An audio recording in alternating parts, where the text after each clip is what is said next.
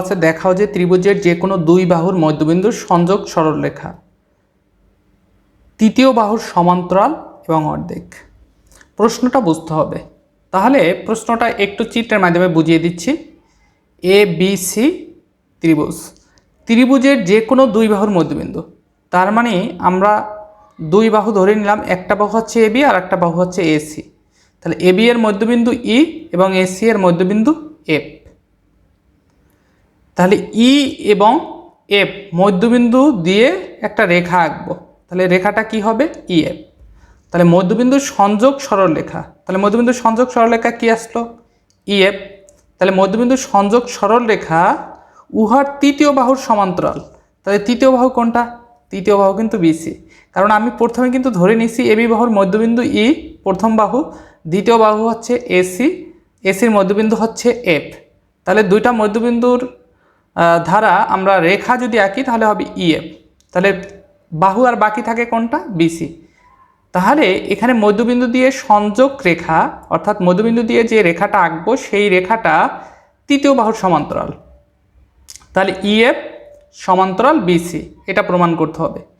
এবং ওই তৃতীয় বাহুর অর্ধেক, তৃতীয় বাহুর অর্ধেক মানে এইটা, এই যে ইএফ রেখাটা বিসি রেখার অর্ধেক। তার মানে আমার প্রমাণ করতে হয় ইএফ সমান হাফ অফ বিসি। আশা করি কোশ্চেনটা ক্লিয়ার।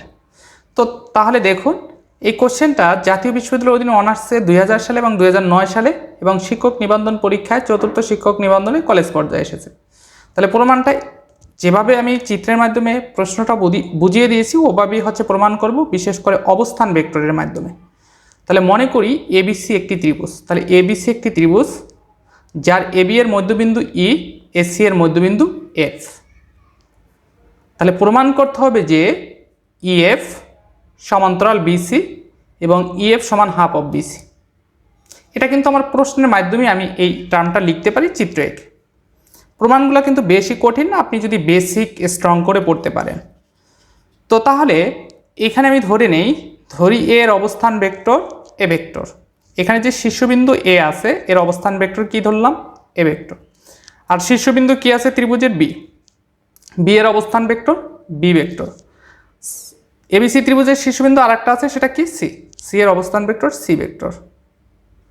তাহলে এর অবস্থান ভেক্টর এ ভেক্টর, বি এর অবস্থান ভেক্টর বি ভেক্টর, সি এর অবস্থান ভেক্টর সি ভেক্টর আমরা ধরে নিলাম। এখন সেই ক্ষেত্রে এ এবং বি এর মাঝখানে কে আছে? মধ্যবিন্দু কি আছে? ই। তাহলে ই এর অবস্থান ভেক্টরটা কি হবে? ই এর অবস্থান ভেক্টরটা কিন্তু আমরা প্রশ্ন 34 নম্বরে দেখিয়েছি অবস্থান ভেক্টরটা কিভাবে বের করতে হয়। তাহলে ইটার অবস্থান কোথায়? এ এবং বি এর মাঝখানে, অর্থাৎ ই এবং এ এবং বি এর মধ্যবিন্দু হচ্ছে ই। তাহলে এর অবস্থান ভেক্টর কত? A vector. বি এর অবস্থান ভেক্টর কত? B vector. তাহলে ই এর অবস্থান ভেক্টর হবে এর অবস্থান ভেক্টর যোগ বি এর অবস্থান ভেক্টর ডিভাইডেড বাই 2। তাহলে এর অবস্থান ভেক্টর কত? A vector plus B vector by 2। আমরা তাহলে এই পরিপ্রেক্ষিতে কি লিখব? এর অবস্থান ভেক্টর হবে A vector plus B vector divided by কি? 2। সেম ওয়েতে এ এবং সি এর মধ্যবিন্দু কি? এফ। তাহলে এফ এর অবস্থান ভেক্টর কি হবে? এর অবস্থান ভেক্টর যোগ সি এর অবস্থান ভেক্টর বাই 2। তো এখন কিন্তু আমরা এর অবস্থান ভেক্টর জানি, বি এর অবস্থান ভেক্টর জানি, সি এর অবস্থান ভেক্টর জানি এবং এর অবস্থান ভেক্টর বের করলাম, এফ এর অবস্থান ভেক্টর বের করলাম। এখন আমরা প্রুভ করব ইএফ ভেক্টর সমান হাফ অফ বিসি ভেক্টর। তাহলে দেখুন এইখানে আমার বিসি ভেক্টরটা কি হবে? এখন বি এবং সি এর কিন্তু আমরা অবস্থান ভেক্টরটা জানি। আমরা কিন্তু এর অবস্থান ভেক্টর জানি কি? এ ভেক্টর। বি এর অবস্থান ভেক্টর কি জানি? B vector. সি এর অবস্থান ভেক্টর কি জানি? C vector. তাহলে আমার কিন্তু এখানে বের করব হচ্ছে বিসি ভেক্টরটা।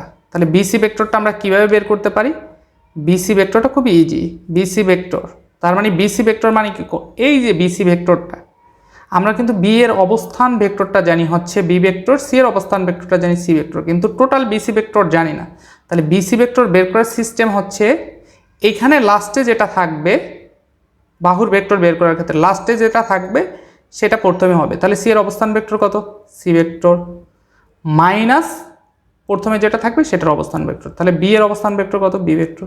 তার মানে বিসি ভেক্টর অবস্থান ভেক্টর হচ্ছে C vector minus B vector. এটা কিন্তু আমরা আগের লেকচারও এই অবস্থান ভেক্টর কীভাবে বের করতে হয় সাংখ্যিক মানের ক্ষেত্রেও কিন্তু দেখিয়েছিলাম। এখানেও কিন্তু সেম সিস্টেম, এখানে হয়তো বা সাংখ্যিক মান নাই, এই কারণে আমরা এভাবে আলোচনা করতেছি। সেমভাবে ইএফ ভেক্টর যদি ইএফ ভেক্টর বের যদি করি, তাহলে এফ ভেক্টর অবস্থান ভেক্টর, তাহলে এফ ভেক্টর এই যে এখানে এফের অবস্থান ভেক্টর আমরা কি বের করেছিলাম, এই যে এইখানে কিছুক্ষণ আগেই এফের অবস্থান ভেক্টর আমরা বের করেছিলাম, A vector plus C vector divided by 2। তাহলে এফের অবস্থান ভেক্টর আগে হবে আমাদের A vector plus C vector by 2, তারপরে মাইনাস ই ভেক্টরের অর্থাৎ ই এর অবস্থান ভেক্টর। তাহলে ই এর অবস্থান ভেক্টর কিছুক্ষণ আগে আমরা বের করেছি, সেটা হচ্ছে A vector plus B vector by 2। তাহলে এখানে বসিয়ে দিই A vector plus B vector by 2।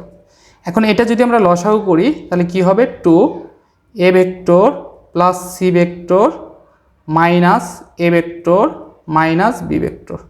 তাহলে দেখুন minus A vector plus A vector কাটা যায়, তার মানে এখানে থাকে কি আমার 2 C vector minus B vector.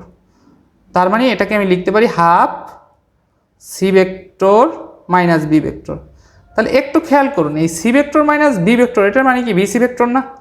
তাহলে হাফ এটার পরিবর্তে আমি বিসি ভেক্টর লিখতে পারি। তাহলে এই যে হাফ বিসি ভেক্টর এটাকে কাকে ক্যালকুলেশন করে পেয়েছি, এটা কিন্তু আমি মূলত ক্যালকুলেশন করে পেয়েছি ইএফ ভেক্টরকে। ইএফ ভেক্টর সমান হাফ অফ বিসি ভেক্টর। তাহলে কিন্তু আমার কিন্তু প্রমাণটা চলে আসলো যে ইএফ ভেক্টরটা বিসি ভেক্টরের কি অর্ধেক। তাহলে প্রমাণ কিন্তু একটা হয়ে গেল। তাহলে আমার শিটে যে ক্যালকুলেশনগুলো এখানে কিন্তু এই ক্যালকুলেশনগুলোই করা আছে, ইএফ ভেক্টর সমান হাফ অফ বিসি ভেক্টর। এই পর্যন্ত আশা করি এই পর্যন্ত ক্লিয়ার। তাহলে আমার কিন্তু একটা প্রমাণ হয়ে গেল। এখন দ্বিতীয় পার্টে যে প্রমাণটা করতে হবে সেটা ইএফ সমান্তরাল বিসি, অর্থাৎ এইখানে যে ইএফ রেখাটা বিসি এর সমান্তরাল সেই জিনিসটা প্রুভ করতে হবে। তাহলে তাহলে দ্বিতীয় অংশে আমরা বিসি অর্থাৎ ইএফ সমান্তরাল বিসি প্রমাণ করব, সেজন্য এই দ্বিতীয় অংশটা বিসি ভেক্টর এবং ইএফ ভেক্টরের মধ্যে শুধুমাত্র ধ্রুবকের পার্থক্য বিদ্যমান। তাহলে এইখানে ইএফ ভেক্টর আর বিসি ভেক্টরের মধ্যে এটা ইকুয়াল, বাট এখানে কিসের পার্থক্য বিদ্যমান, শুধু ধ্রুবকের পার্থক্য বিদ্যমান, দিকের কোনো পার্থক্য নাই। যেহেতু দিকের কোনো পার্থক্য নাই, শুধু মানের পার্থক্য, তাহলে এটাকে আমরা সমান্তরাল বলতে পারি। একটু বুঝতে অসুবিধা হচ্ছে। এইখানে সাপোজ হচ্ছে আপনার এটা একটা ভেক্টর, সেটা ধরুন ইএফ ভেক্টর, আর একটা ভেক্টর হচ্ছে বিসি ভেক্টর। তাহলে এই ভেক্টরটা সমান্তরাল, বাট মানে কি সমান না। ধরুন এই ভেক্টরটা ইএফ ভেক্টরটার মান হচ্ছে ধরুন 2, আর বিসি ভেক্টরের মান ধরুন হচ্ছে 4। তাহলে এটাকে যদি আমি ইকুয়াল দিয়ে লিখতে চাই তাহলে কি হবে, EF vector equal BC vector. তাহলে সমান যদি লিখতে চাই তাহলে এটার সাথে একটা হাফ কি করতে হবে, গুণ করতে হবে। তাহলে হাফ যদি গুণ করি তাহলে কিন্তু সমান হবে।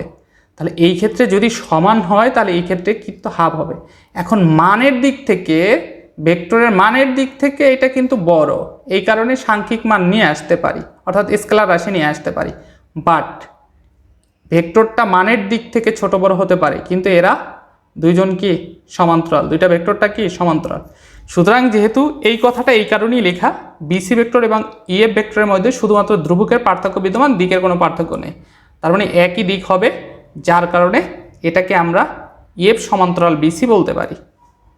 তাহলে আমরা এই যে পরে যে মানের মাধ্যমে যে আমি উদাহরণটা দিলাম সেটা আমরা মডুলাসে যদি নিয়ে যাই, তাহলে উভয় পক্ষে এখানে আমরা যে মানটা পেয়েছিলাম, অর্থাৎ ইএফ ভেক্টর সমান half of C vector minus B vector, এটার উভয় পক্ষে যদি মডুলাস করি তাহলে ইএফ ভেক্টর সমান half of modulus C vector minus B vector. তাহলে এটাকে যদি মডুলাস করি ভেক্টরকে, তাহলে মানে চলে আসবে, তখন আর ভেক্টর চিহ্ন না দিলেও চলবে। তাহলে ইএফ ভেক্টর সমান হাফ অফ বিসি এবং ইএফ সমান্তরাল বিসি। আশা করি প্রমাণটা ক্লিয়ার, প্রমাণিত। খুবই ইম্পর্টেন্ট একটা কোশ্চেন।